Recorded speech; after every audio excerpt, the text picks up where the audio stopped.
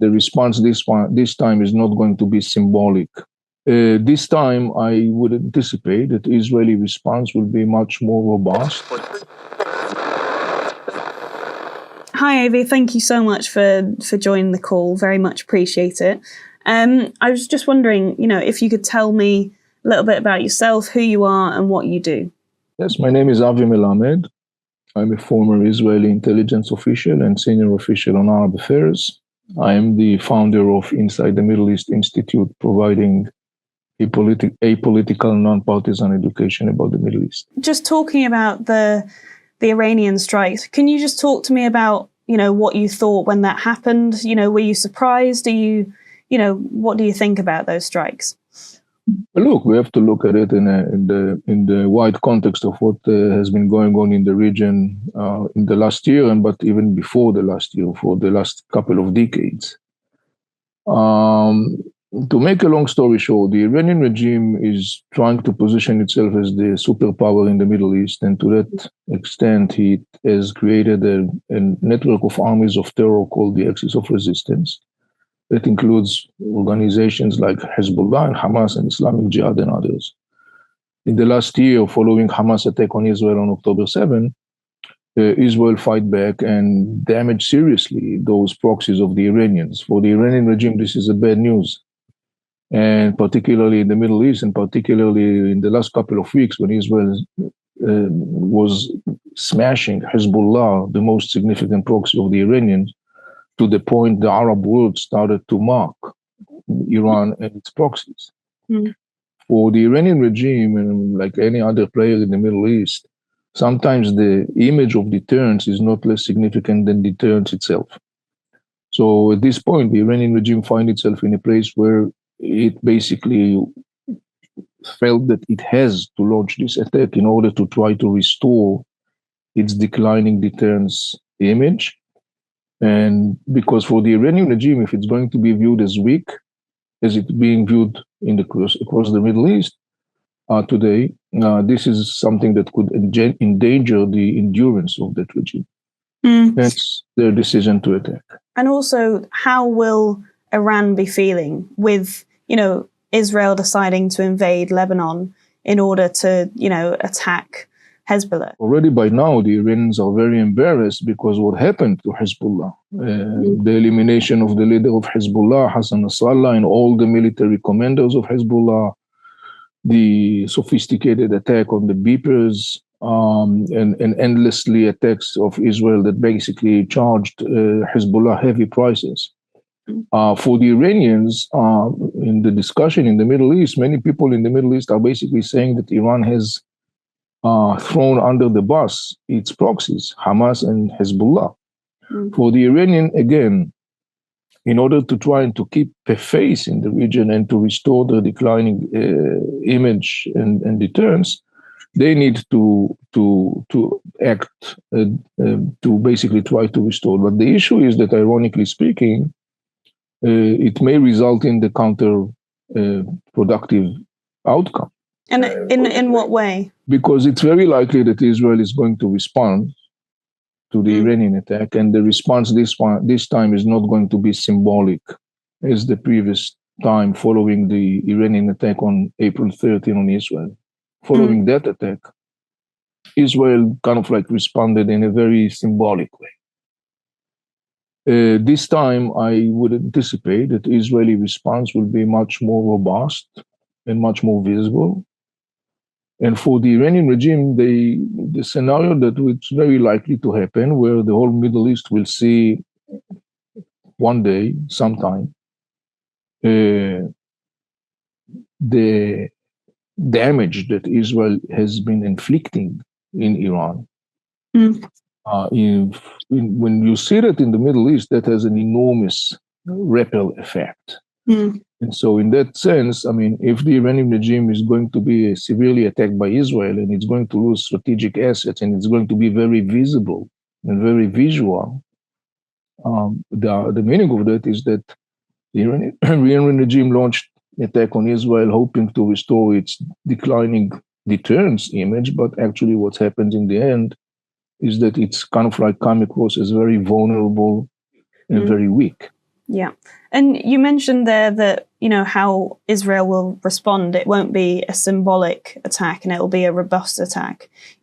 Analysts have been talking today about how Israel might strike, Iran's oil fields, that kind of thing. But also I've been speaking to other experts yesterday about how Israel could potentially launch attacks on Iran's nuclear sites, before they actually create enough uranium and weaponry to actually, make a nuclear bomb. So do you, when you say that Israel could respond, could they attack the nuclear sites?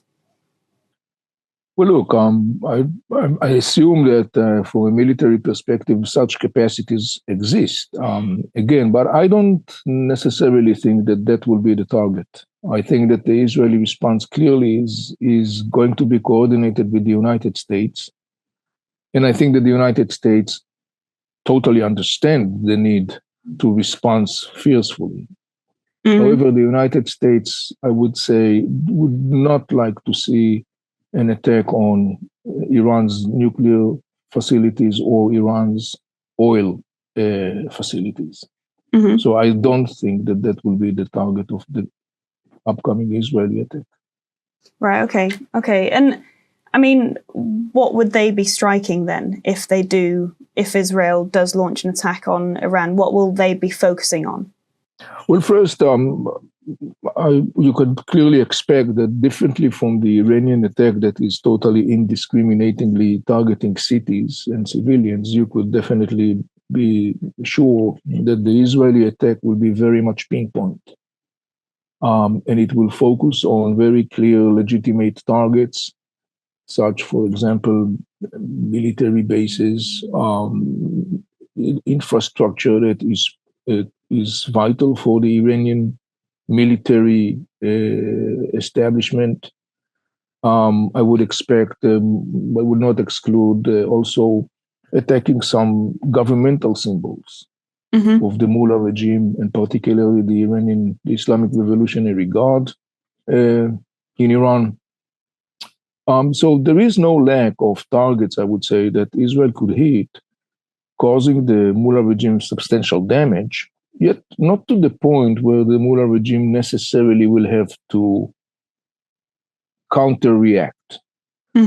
Because here there is a fine line, or delicate line, where it's clear to the United States and also to Israel and the region that an Israeli response is inevitable. It should take place.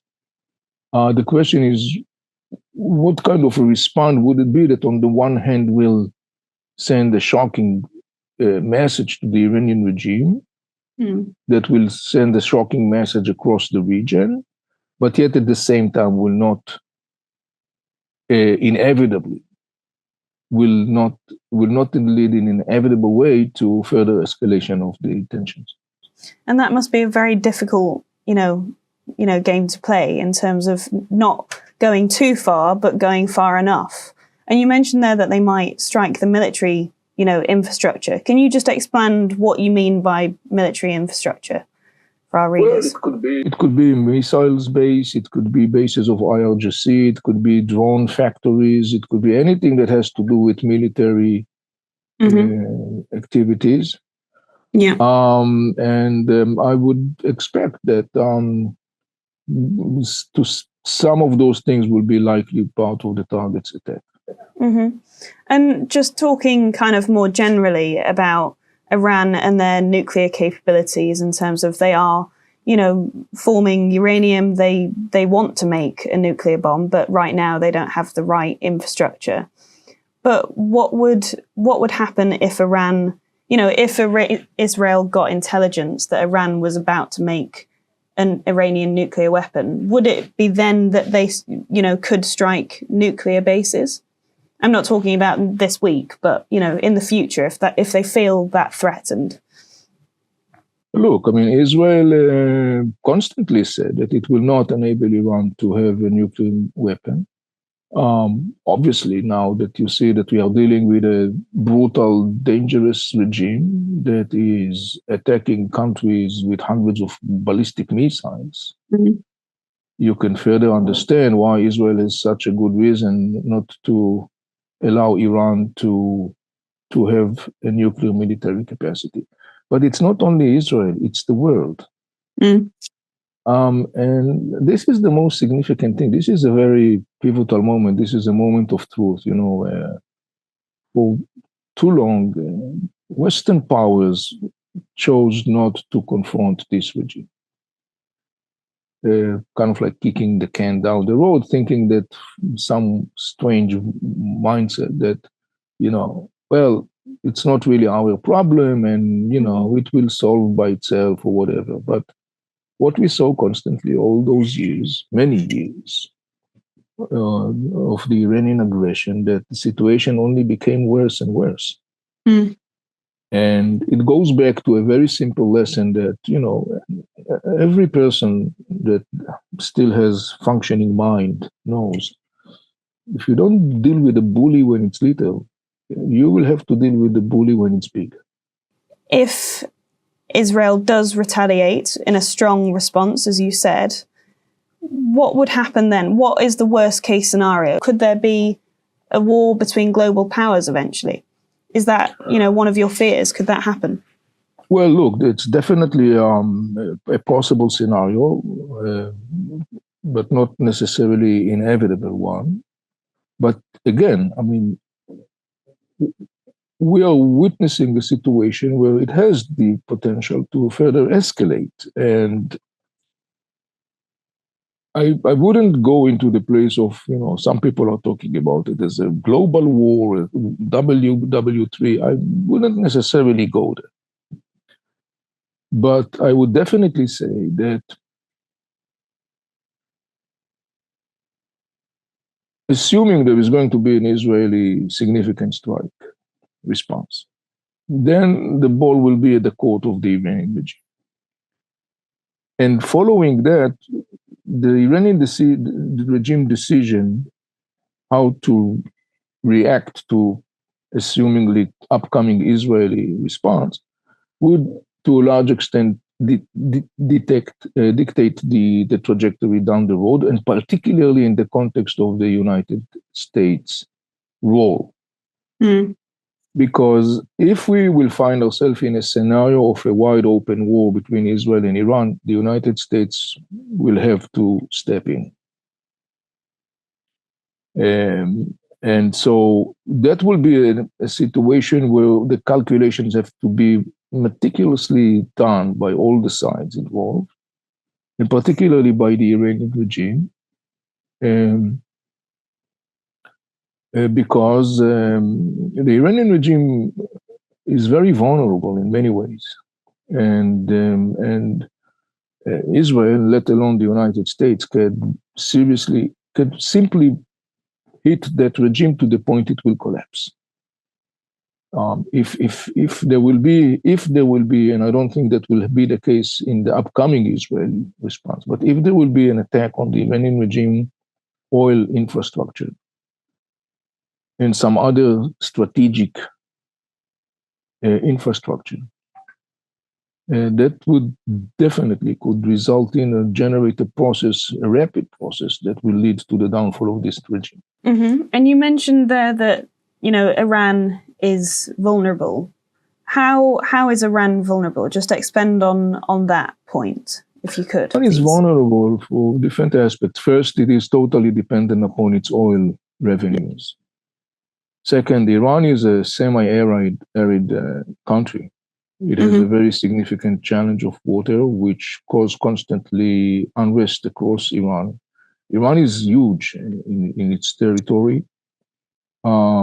Also, there is many dysfunctioning or partially functioning national level systems or infrastructure, like electricity supply, water supply, and stuff like that.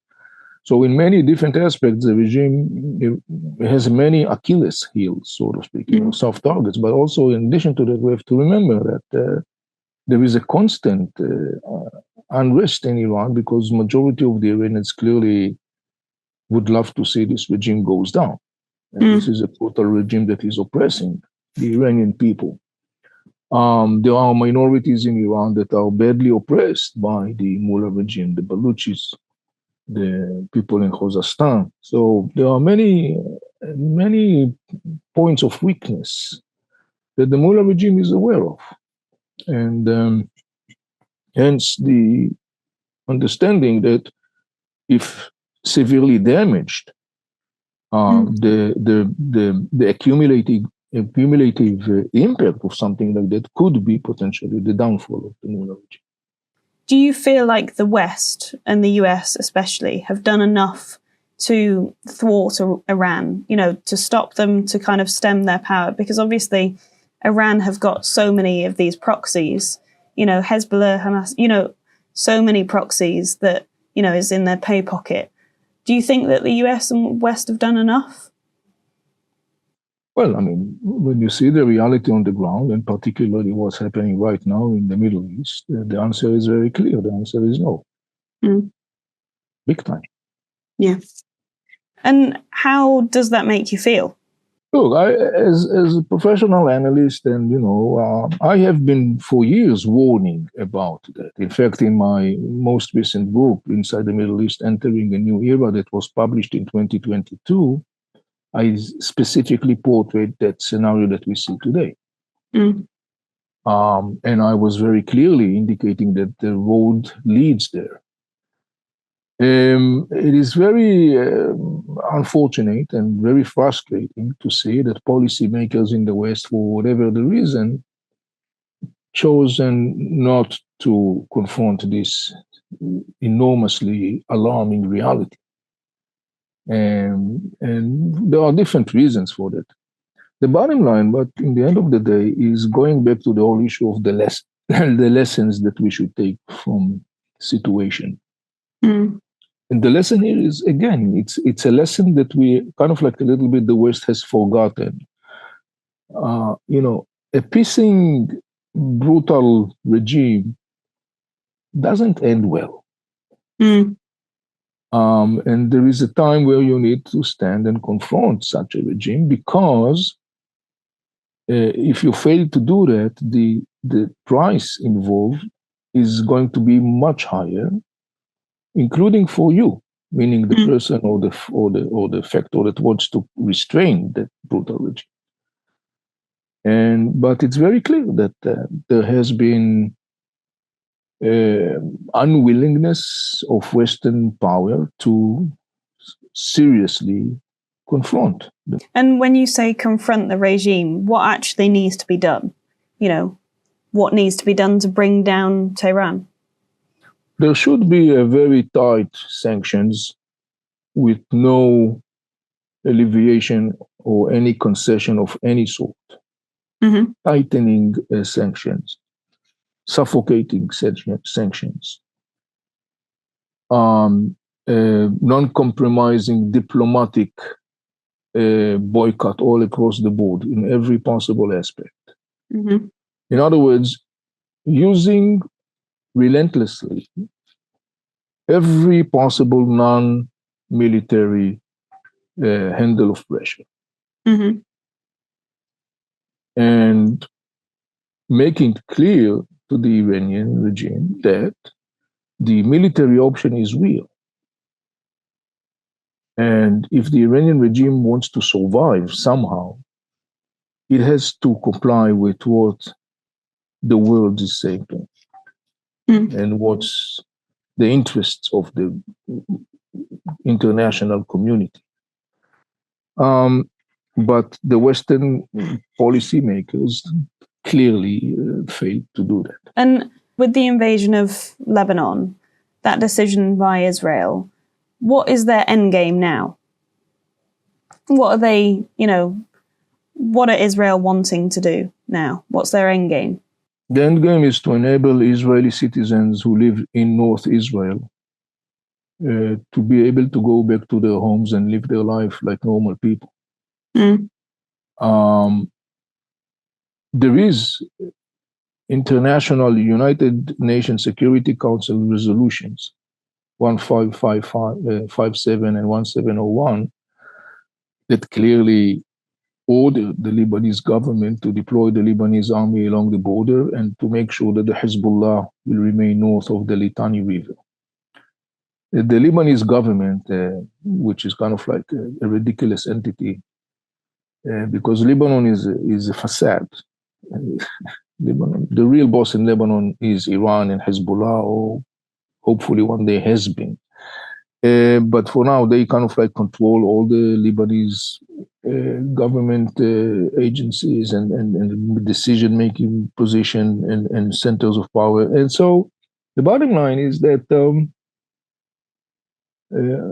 because of the failure of the state called Lebanon, because of the takeover of Lebanon by Iran and the Hezbollah, Israel has the one that has to pay the price for that. This is unacceptable and inconceivable. There is no reason why Israeli citizens should pay for the incompetence and corruption of the inner political system in Lebanon. And if that system cannot make sure that its neighbor from the south, namely Israel, will have the right to live calmly and peacefully, then Israel has to act in order to make it happen. So the end goal here is very clear. To create conditions that will enable Israeli civilians. There are some 60 or 70,000 Israeli citizens that became refugees because of the Hezbollah's attack on Israel. And to enable those people to go back to their homes, to their communities, to restore their lives, and so on. And the only way to do that, since, as I said before, no one is imposing resolutions of the Security Council, Israel has no other choice but to do it itself. And it has to be done militarily because there is no other way. How will Hezbollah be feeling, since the invasion of Lebanon? Look, the Hezbollah now in a very dire situation. It has been severely beaten. For many years, the Hezbollah basically built itself not only as a Lebanese superpower, but as a regional superpower. The Hezbollah is involved in other arenas, in Syria, in Iraq, in Yemen. It became the cornerstone of the Iranian regime imperialistic vision. And so in the Arab world, which to a large extent loathe Hezbollah, because the involvement of Hezbollah in the war in Syria, because the fact that the Hezbollah kidnapped Lebanon, because the fact that the Hezbollah dragged Lebanon and its people time after time to destruction and death and havoc. In the Arab world, Hezbollah is very much loathed. And so, but was very much also, they were afraid of Hezbollah because Hezbollah was really able to position itself as a regional power. So it's no wonder that when Israel smashed so hard the Hezbollah in such short period of time by taking out all of its leadership, the famous story of the Beeper attacks, the hundreds of field commanders of Hezbollah that basically were hunted one after the other by Israel very precisely. In the Arab world, they are celebrating the defeat of the Hezbollah. Not less significant is that in Lebanon, most of the Lebanese resent Hezbollah, loathe Hezbollah. And the Lebanese urged Hezbollah during all this year, do not drag us to this war. This is not our war. Hezbollah, of course, ignored the Lebanese because Hezbollah got used to do whatever Hezbollah in Iran wants to do in Lebanon. All the rest doesn't concern them. So now, when everybody see Hezbollah lying on the floor, severely damaged, in the Arab world, they're talking about it almost in terms like they